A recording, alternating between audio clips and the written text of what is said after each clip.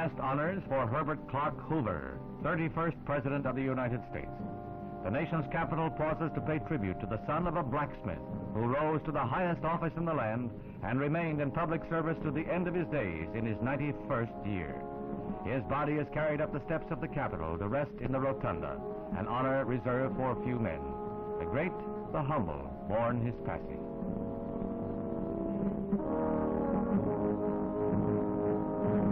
It is a scene strangely reminiscent of last November, when the body of President John F. Kennedy lay here on this same catafalque. The president's wreath is a simple one of carnations. In 2 days, tens of thousands of people filed by in final salute to the man who overcame the fate of being a Depression president to gain new stature as a statesman and humanitarian of international repute. Mr. Hoover is laid to final rest in the town of his birth, West Branch, Iowa, among the boyhood scenes he loved so well. Farewell to Herbert Hoover. No more fitting epitaph could be written than, he helped feed the hungry and clothe the naked, and he loved his fellow man.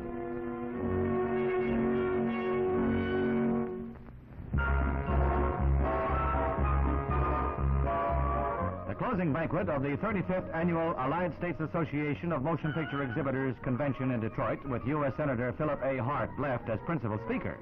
Then, to climax the meeting, comes the annual award for the Star of the Year. This time, the noted exhibitors organization names pert Leslie Caron, and Allied President Jack Armstrong makes the announcement of the popular choice. Miss Caron wins the crowd, as she wins moviegoers in theaters around the world. The word in Hollywood is that Miss Caron's new picture, to be released around Christmas time, will bring her more honors. It's called Father Goose, and it's a holiday package to make the season a happy one.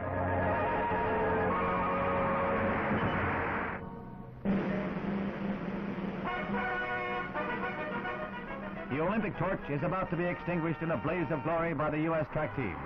In the 400-meter relay, the American quartet is off to a flying start as Paul Drayton runs the first leg. The U.S. holds both the present Olympic and world records in this event, but both marks go by the board today. It's Jerry Ashworth running the second leg, and he passes the baton to Dick Stebbins, who is off on the third 100-meter lap.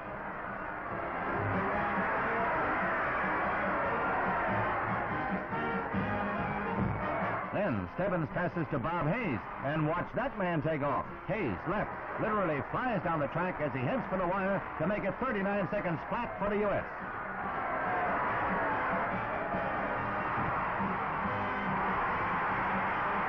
Hayes and company contribute brilliantly to the U.S. gold medal total of 36. Then the start of the marathon run, 26 miles and 385 yards. 68 runners start in this crime, but in the marathon, many are called, but few are chosen.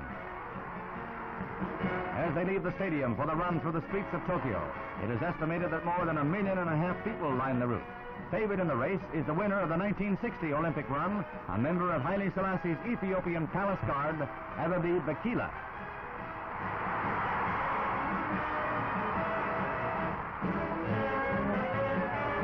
This is Bikila running with the pack at the 10-mile mark, just taking it easy. This year he has socks and sneakers on, but he ran barefooted in the 1960 Olympics. Bikila takes the lead just before the halfway mark, and he's never headed all the way home. He leaves the field far behind as he nears the finish, and he approaches the stadium a full 4 minutes ahead of the second man. Now it's once around the track to rousing cheers before he breasts the tape. Bikila chops 4 minutes and 5 seconds off his winning time of 4 years ago as he crosses the finish, still running effortlessly. He has enough energy left to simmer down with calisthenics. It's a popular victory. The 18th modern Olympics is then brought to a close in moving ceremonies that ring down the curtain in Olympic Stadium. In contrast to the formal entry on opening day, the teams mingle together in an atmosphere of exuberance and regret. Not until 1968 will there be another meeting like this one.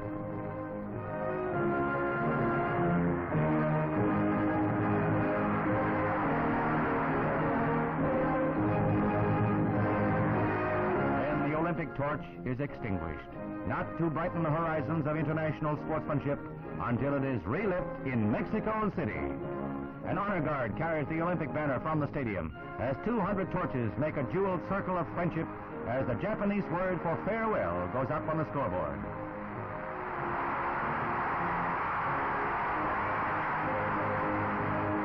So it's sayonara to the first Olympic Games to be held in the Far East. Hasta la vista in Mexico.